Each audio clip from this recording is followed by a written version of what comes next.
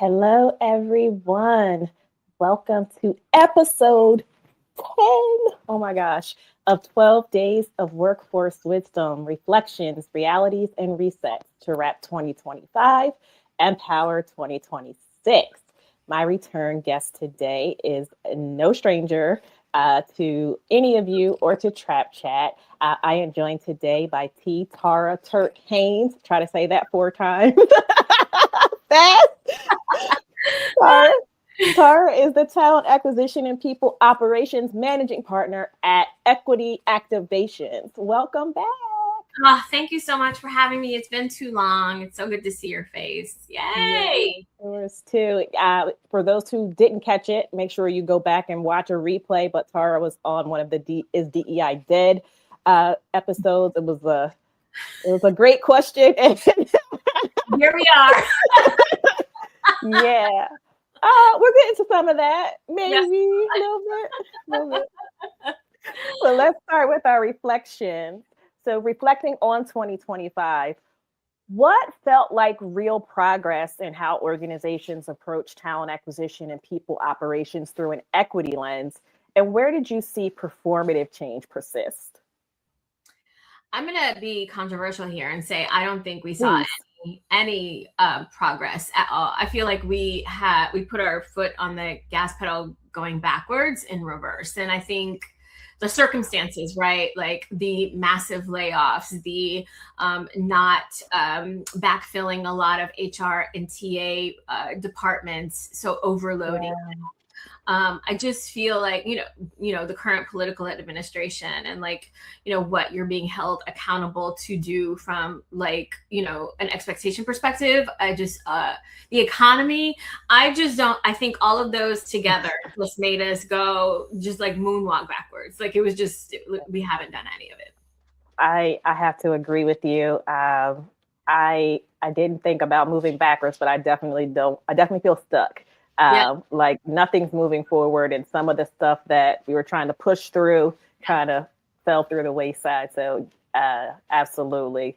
Yeah. And that's a great way to describe what's happening. Backwards, that gas pedal, moving in reverse. We just went in reverse. We just clearly, and I think companies who were performative already just got the green light to be extra, like not even hiding behind performance. I don't know if you saw today, someone just Heba Youssef sent me the Chase article about them doing the fake diversity hire interviews for senior level positions. So essentially the Rooney Rule. Oh, that happened before. But was that at Chase as well or someplace else? Someplace else. So I think that was Wells Fargo the last time we heard always a bank. It's always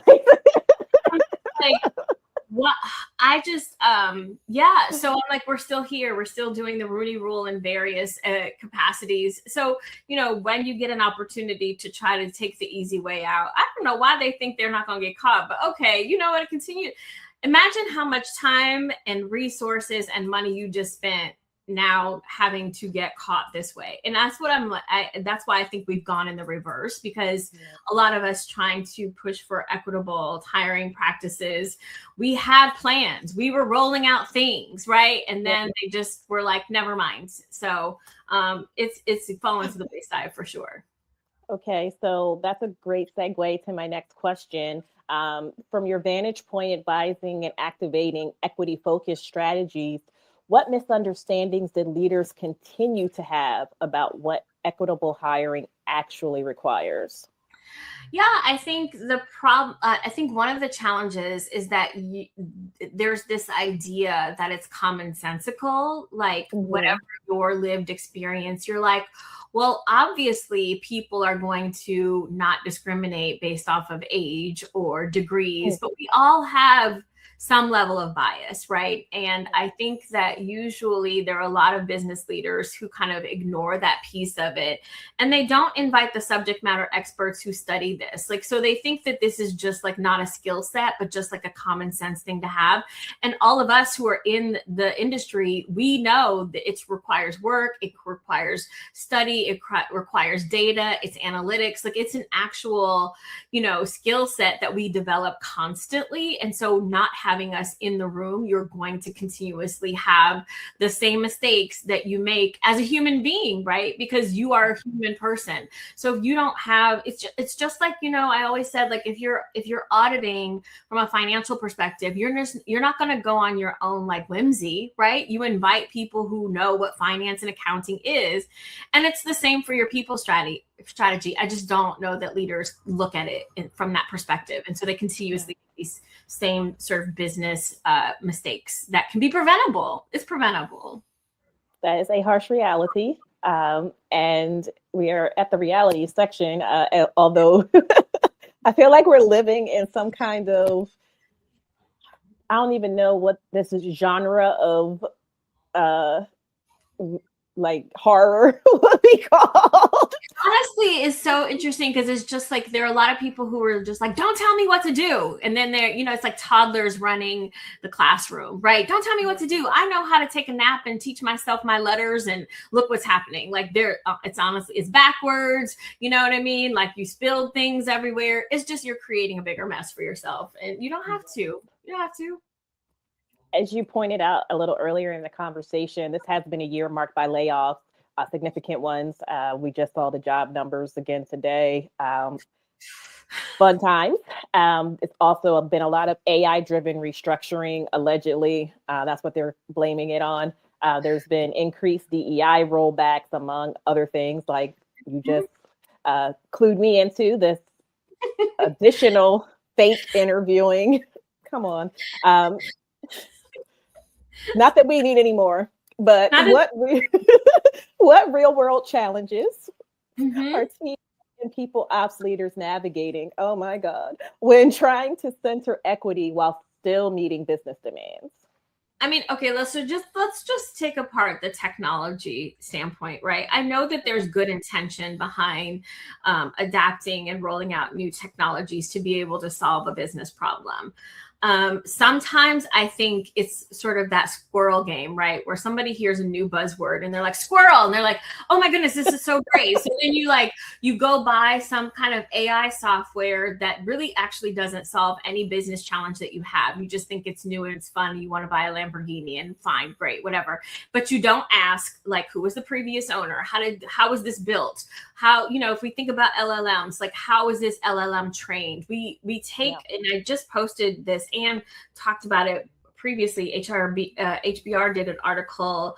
I think it launched today. I posted on LinkedIn about how we're asking the wrong questions when we roll out AI technology specifically for HR. We're taking it for granted that those vendors are doing the actual equity work that we're supposed to be doing, and we're not asking the right questions at all. And so when we roll out these tools and they backfire, because they will, because they're only as good as the human team that rolled them out in the first place or created them in the first place, then we're wondering what happened. And I think that, if you listen to a lot of these executives on their quarterly finance calls, they're not always mentioning AI. They're also talking about economic insecurity, like economic uncertainty. So they're not spending the money to hire people because they don't know, am I going to need this money later for, another whimsical tariff or something like that? So like there are all these little different components when we're talking about like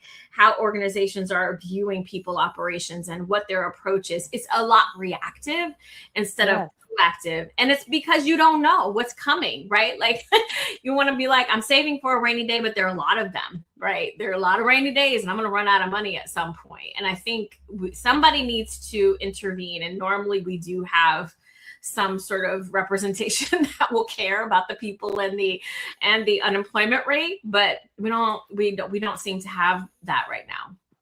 No, and I love that you mentioned like adopting tech without doing research. But I think one of the reasons for that, or it's always been my experience, especially when I came out of in corporate life, out of an enterprise environment, a lot of times it's not us looking for something, it's that people are coming to us to tell us why that we need something. You know, it's like and I say this all the time, who asked for this? Like I got into an argument with with a vendor, not one of my vendors, but a potential vendor at the HR tech vendor at the top of the year, because they were trying to sell us on the resume is dead. And we're going to have different conversations about this. But at the end of the day, as things stand right now, that is the way that you can apply for a job. You need a resume to apply for a job. At this point, like you need something with information on it. And they were trying to create this thing that says no one needs a resume. You don't need this. And I tried to explain that they were limiting their potential customers because you have organizations who could use a tool that would do some of the things they were saying, that have compliance requirements, that have restrictions on things need to be written down. Things need to be explicit. Things need to be explained, need to be matched. And like got into a full on like argument to the point when I was like, you got it. Best of luck. Congratulations. A lot of these companies and I think we need to know this as people operators who are super busy, right? We are looking for solves for problems, right? And so we don't realize a lot of those vendors never did the job. So they actually don't know what they're solving for. And I'm not knocking any entrepreneur. Listen, if you dream it, go build it. But you also have to build it in a way where carve out budget for your L&D so you can stop getting in my DMs asking me if you can pick my brain for free, because I can tell you exactly what you should be doing from an operator perspective. You just don't have the money to do the correct R&D. Danny Herrera tells this great story about how we were at RecFest, and there was a vendor who was telling her that it was an HR tech vendor, and they were saying, we use the same background checks program that the government does, like as a selling point. And she was like, oh, no, friend. No. So you have these vendors out there who literally are not even clued in as to like connecting the dots. And that's who you're buying from, right? And so we need to be asking a lot more questions, because if you think about this Workday, lawsuit, it's a matter of like, who is responsible, right? Whatever, regardless as to what the context of the actual lawsuit is. Yeah. One of the things we should be paying attention to is who is responsible at the end of the day when there is some kind of compliance issue, right? It's not just the vendor. It could be the company as well. It's absolutely the company, especially when you have a system like Workday that you customize to meet your own needs. You're telling Workday, you're selecting from the menu of what you want to use. So don't blame Workday solely based on something that you chose. Again, only as good as the person who rolls it out. Correct. Woo! All right. We don't want to get too far off track. We can talk about HR tech forever. They'll probably take both of us off the list. After this, I'll be like, you know what? Just pay me for free. I want you to be great, but I also don't want to do it for free. So organizations often say equity is a priority, but their systems and behaviors don't line up with that line of what they're saying. Their behaviors are much different. What signals should candidates and employees be paying closer attention to when they're evaluating whether a company's hiring and people practices are equitable? So if you get to the stage of actually talking to a recruiter, because nowadays we know how hard that part actually is as well. But if you get into the interview stage, I would literally ask that recruiter to define what equity means for that company, because I think that's the big thing too, is like we keep using these words. And I think I said this last time with you, is like we keep using these words as if we're sharing the same definition, and we're not, right? And that's the big problem, is like, what does equitable mean to you versus what does it mean to the company, right?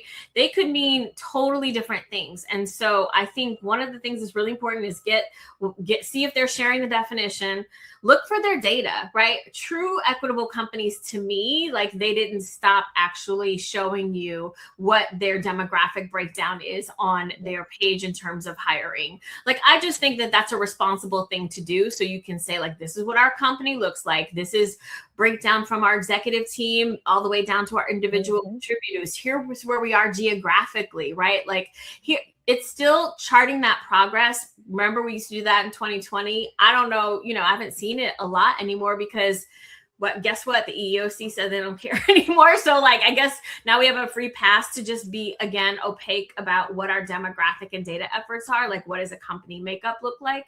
But that doesn't mean you shouldn't do investigation and kind of ask that. Ask them, like, what does your leadership look like? What do they believe? Like, how does this break down? How can people be successful in the company? And is there any kind of auditing when we're talking about microaggressions or biases from a performance standpoint, from, employee engagement standpoint? How are people treated? Is there proximity bias if we're hybrid, right?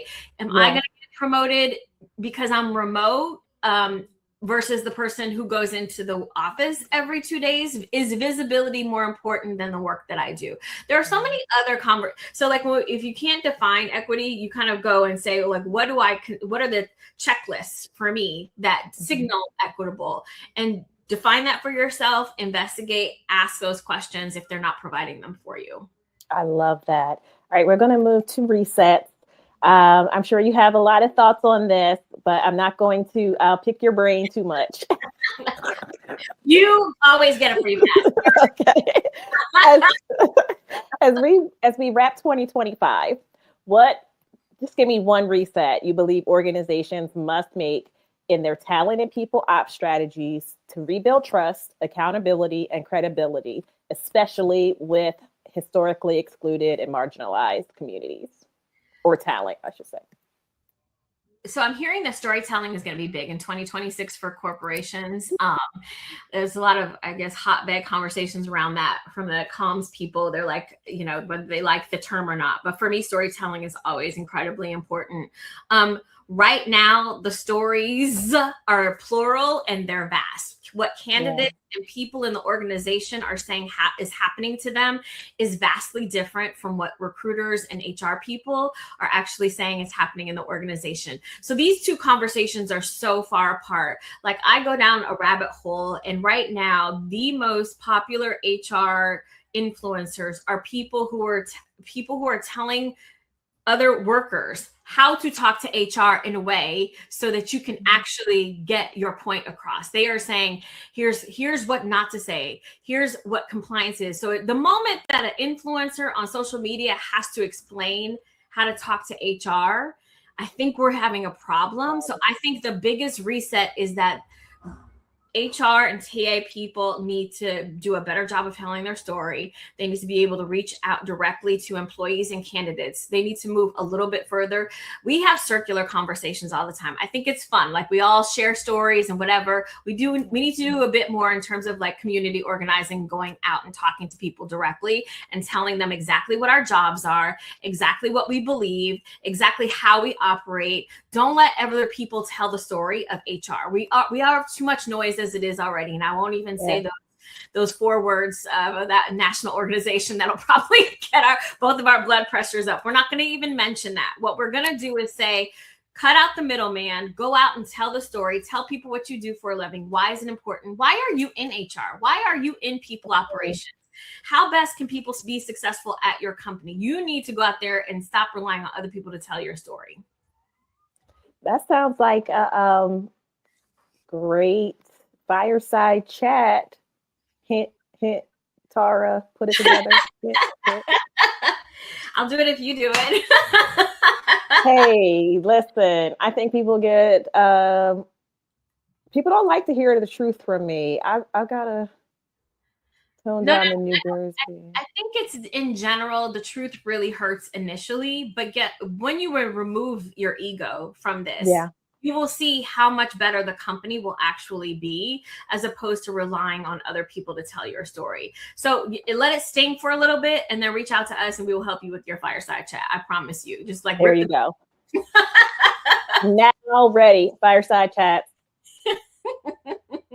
We got East you. and West. We got the East and the West Coast. Even though I'm representing for you today, I've got on my Crenshaw shirt. So I've got on one of my marathon clothing shirts because I was like, Love let me represent for the West Coast for LA. I'm doing Muhammad Ali today. Okay. I'm I ready love it. I love it.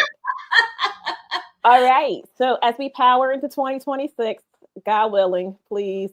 We'll be okay. Like it's only a few more days and like enough. Like can we just we're almost there. I see the line. I see the line. Okay. One piece. Give us one piece of year-end wisdom for TA and people ops leaders who want to carry forward and move beyond statements that are, these, hey, we're a great place to work, we're family. So anyone who's ready to move beyond those kind of fluffy statements and into sustained equity-centered impact, one piece of wisdom for them. Hire me to audit your process. Data, your data is going to tell you the real story no matter what. You can be out there and have merch that says feelings aren't facts. You've seen that before. And it's true. You've got to stop you thinking your feelings are exactly what's motivating your people strategy. You actually need some facts and some data. So really kind of take some time, hire anybody. You don't have to hire me, but hire anybody who's going to be able to audit your process and tell you what's working, what's not working, and then give you an assessment on how you can be better. I just launched something called the Interview Arc that's supposed to help companies have their interview panelists more prepared to have conversations with the candidates because the recruiters are busy. So hiring managers, some of them are great interviewers. Once you get into stakeholders, it's a wild, wild west. Like, honestly, if you go out there, you can hear some of these candidates being like, I don't even know if they knew who I was. I know they didn't look at my resume. They keep asking me the same question over and over again. All of those bad questions lead to bad candidate assessment, which means your quality of hire is impacted. So that's why I built out the Interview Arc to train your people when the recruiters are too busy. You have actionable items to do. And I think it's really helpful to do it. I love it. Make sure you go to Tara's LinkedIn or to Equity Activations to access that information. Yes. All right. So before I let you go, this is a holiday show. Oh, no, you're so cute. I love these. Listen, I want everyone to please acknowledge that I was not a Grinch this year, even though this is a Grinchy year. Like I might feel Grinch, but I am not showing up as Grinch this year. And I just want everyone to, I got you. Yep. I'm giving you praise. You look very today. I'm inspired. Thank you. Okay, your favorite holiday tradition? My emotional support tree that goes up November 1st. Wait, time out. My Christmas tree is an emotional support tree. It makes me so happy. October, the day after Halloween, I put that bad boy up. And it used to be real, can't deal with the needle, so now it's fake, but that's fine. And I just keep spraying it with fur spray every morning. I go past and I spray it. And it makes me so. And I see the lights at night. I'm like, there's hope for us all. Okay. She said her tree comes out on All Saints Day, baby. Let me tell you. My tree. When does it come down? Oh, that's well. I mean, I'm ready. Okay. Nobody's business. Nobody's business. Okay. I've been asking people. I asked the first people if they did New Year's resolutions, and the previous 9 have all said no.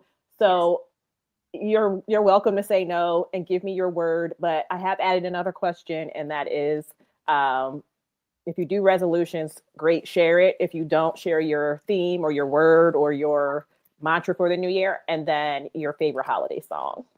Oh, let's go. Okay. No, I don't do resolutions. I prefer doing like vision boarding. That's fun because I just like to visualize things. But my words, and I have more than one word because I found like in the past I'd used one word and I was like, clearly that's not working because none of those have come to help. So I'm like, I'm going to do a bunch of words this year. Why not? Who said I can't? So mine is really soft abundance, impact, and just more love. Torrin Ellis always talks about like leading with love all the time, our favorite Torrin.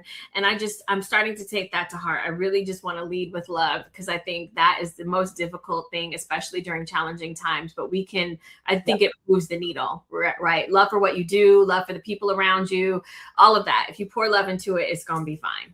Yeah. Okay. Favorite holiday song?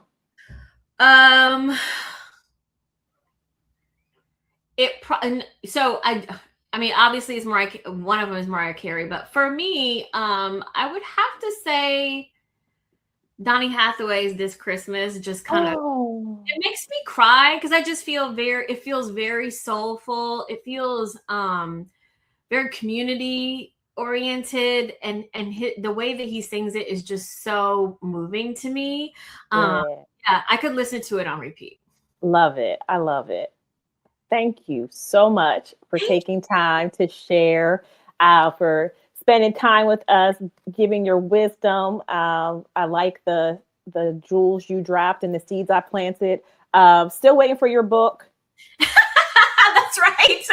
I said that on your. Okay. You know what? Okay, I will tell you. Kat Kidman and I I've been picking Kat's brain. I think it's happening. It's happening. Okay. Because Kat just drops books out like. I know. She's so amazing. They are so amazing. Apologies, please. Oh my gosh. They are so amazing. Yes.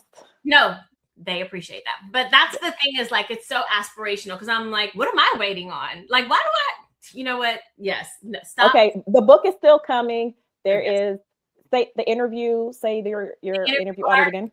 It's just launched. You can find it on my website, equityactivations.com. We also build an assessment to see if this actually works for your organization as well. Okay. Very proud of myself. Rocky Howard gave me some faith and was like, you can build an assessment. And I was like, absolutely not. And then I was like, okay. Sure you can. Sure I can. So went out of my comfort zone. But, that's the thing, is like, surround yourself, like people like you and everybody who's, in my crew. I consider y'all in my crew. Y'all all inspire me so much. Like the dedication you put to showing up consistently to have these conversations, it does not go unnoticed. So I'm just saying, like, I am grateful. I'm starting the 2026, ending 2025, grateful for all of you. Like you are doing the thing, and it should be inspirational to all of us. Yes. Thank you. And thank you to you. I'm grateful for you as well. And all of you, please. Okay. I would say there's 2 more episodes, but there's not. So there's more than 2, because I have, as Tara just said, like an amazing group of what I call my virtual coworkers who show up for me, and they filled up the calendar. So there are going to be some bonus episodes of 12 days. It's a reflection of you. Thank you. So please come back for more reflections, more realities, and more resets. See you next time. See you next year.